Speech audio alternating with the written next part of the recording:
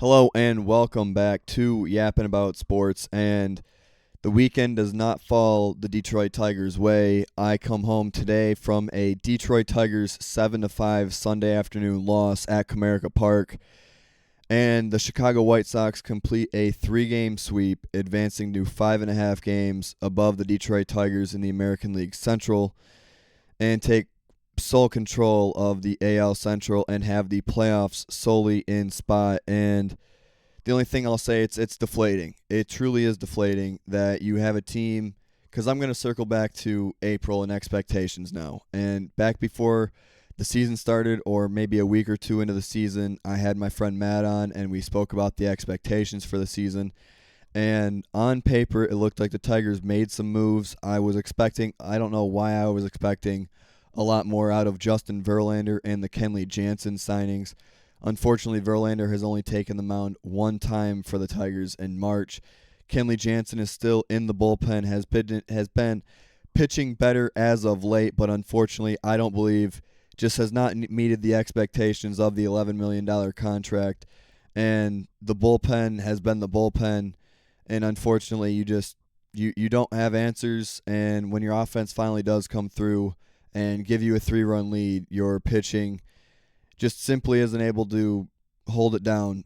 Anderson's not able to escape 5 innings without giving up a 2-run homer to Romo.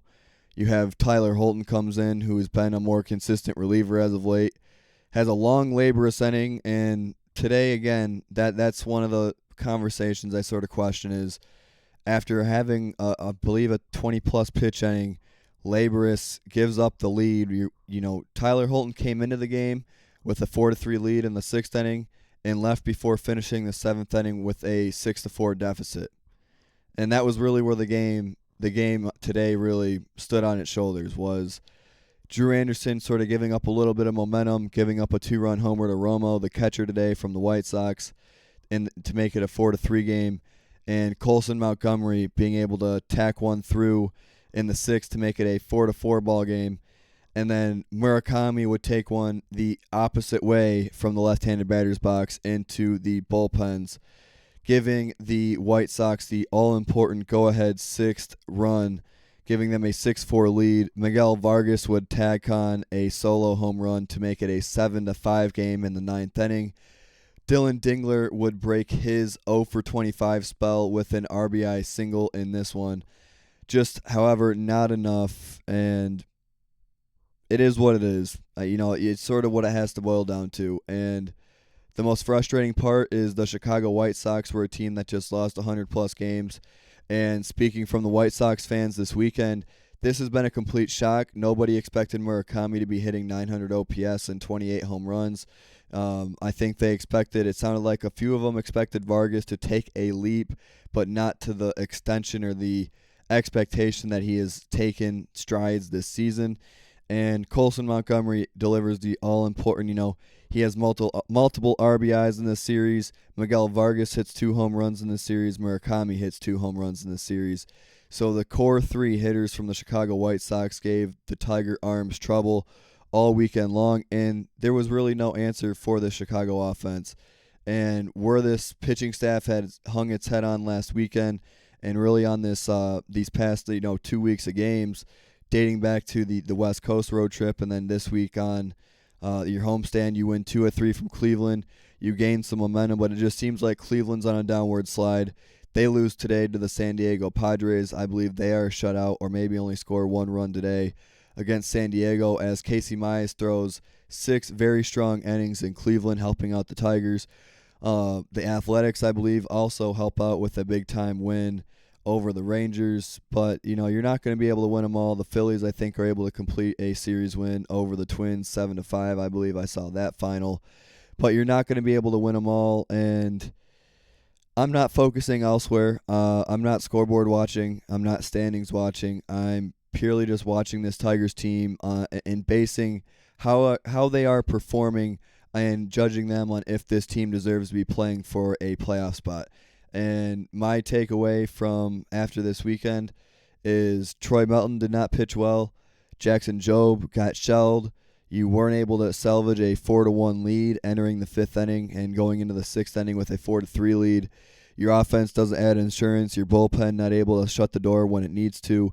And you lose two all-important games. And I'm sorry, but with winning the Cleveland series and pitching and hitting how well they had and being lights out on the mound and having times where they were scoring 10-plus runs, and then you run into it wasn't even a buzzsaw. It was just Jackson Jobe gives up almost 10 hits. Troy Melton's not able to go 5 innings. I don't even know if he went only 4 innings, 4 1/3, 4 2/3. Jobe's not able to make it through 4 innings. Anderson gives you 5, but that 2-run homer really was a damper, and Tyler Holton, one of your better relievers, not able to get the job done. And that's just the story of this Tigers season is you don't have arms that can consistently. You just don't have the pitching depth anymore. You don't have Skubal, and I'll talk on that later. Both Mize and Skubal made their starts. It seems like they're going to be pretty close to being aligned on start days. San Diego would win over the Cleveland Guardians in Cleveland.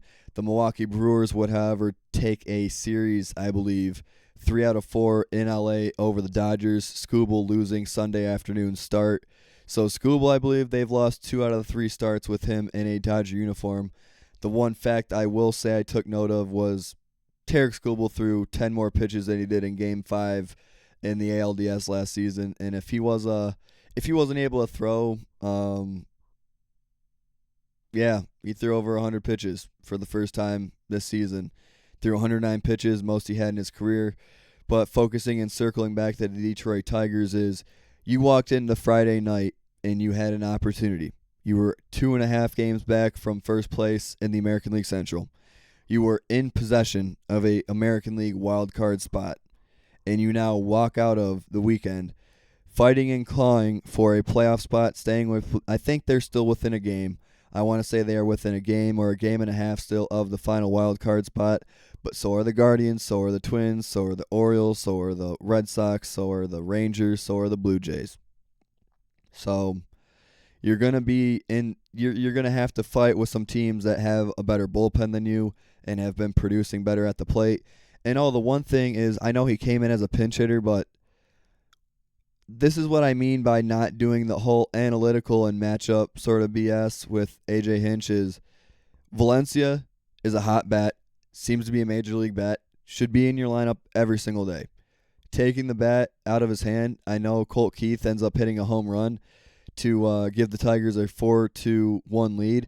Also a big storyline, shout out to Brett Callahan making his major league debut, and in his first at-bat, I almost want to say on the first pitch, lines and laces a double, ended up being a triple down the left field line, or it was down either left or right field line, creating a 2-run triple to begin Brett Callahan's Major League Baseball career. Tigers would be up 3-0 early in this one.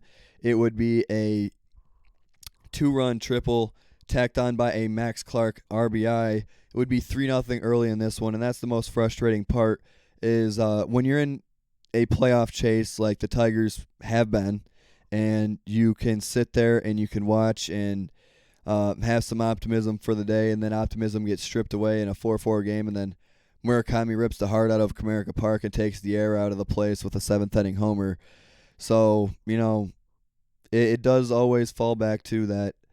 It is what it is. The Detroit Tigers are 60-64, have a very winnable series against the Pittsburgh Pirates this Monday through Wednesday, starting with a 7 p.m. game on ESPN on Monday night. It's all going to be all eyes on Framber Valdez, and unfortunately, I think that this is exactly where they need to stay.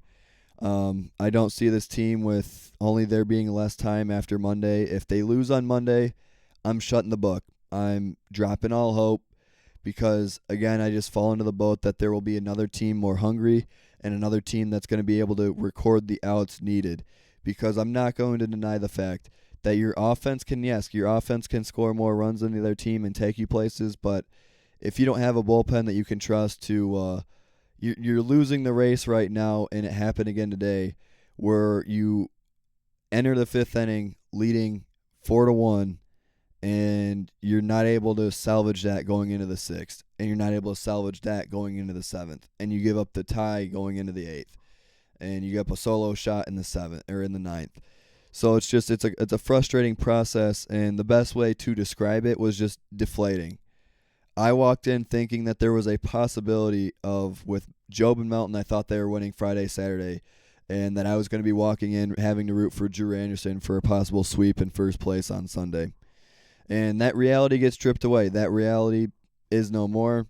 You're now faced with 5.5 game deficit, fighting for a playoff spot. So that's what I have for Tigers Talk. On some lighter note, I had my fantasy football draft, and I don't know how many of you guys, if you tune in or listen, play fantasy football, but I don't think I've walked out of a draft with a worse feeling. I had the 4th overall pick, and call me a dum-dum, I decided to go with Josh Allen instead of Puka Nacua or St. Brown at the 4 spot in the first round, and that would cost me. My first 2 running backs are Travion Henderson and Kenneth Walker. Kenneth Walker was my first running back off the board. I took Sam Laporta in the 3rd, so I think I may have swung and missed on all 3 of my first-round picks. And I know we have 3 weeks until the NFL season, but I'm sort of known in my league, and my antic is sort of being the trade guy and trying to play the mastermind of everything, and I fail at that. I think I'm smarter than I am at most times trying to make fantasy football trades, and I'm prepared to get clowned on this season. We added an extra flex, so now we are in a 2-flex league, 10-man league overall, not 12-man. So you should have some decent squads, and I missed out once again. I feel like I do this every year. I don't hit on the superstars, and the superstars I end up hitting on. One lost their quarterback, and one I traded away in Jonathan Taylor last year. So I had 4th. I think the first 3 picks in my draft were Gibbs, Bijan Robinson, and Jamar Chase at 3. And the player or the person that got Jamar Chase at 3 has Joe Burrow, trying to line up what I did last season. And if that ended up working out and there's no injuries between those two, I'll be a little frustrated. I'm not going to lie. But have you guys ever walked out of a draft? And this is my main draft. I have one more draft left, but this is like my main course meal when it comes to fantasy football. And I unfortunately, it's going to be a long season. And I got an email grade D. ESPN graded my team 10 out of 10 in terms of power rankings after the draft and current day. So I'm in for a long football season, but I have Josh Allen, I have Sam Laporta, I have Jamison Williams. So going to root for those 3. Have Jared Goff as the backup quarterback to Josh Allen. So I'm just in it for fun. I think I tried playing a little bit smarter, trying to be too smart and too cute, trying to go for higher ceilings with players like Jamison Williams, and right now the double flex position I have Khalil Shakir and Cortland Sutton. So I'm probably going to have to end up trading away Josh Allen just to solidify some pieces at the wide receiver and running back position, but that is the risk that I ran. I was wearing the Amon-Ra St. Brown jersey and still did not draft Amon-Ra St. Brown. So Tigers fall to 60-64. I think I've set myself up for a possible very depressing fantasy football season. Shout out to fantasy football season. I'm October ready. I don't think the Detroit Tigers are October ready. That seems to be the unfortunate reality. Tigers lose 7-5, get swept over a deflating. Tigers lose.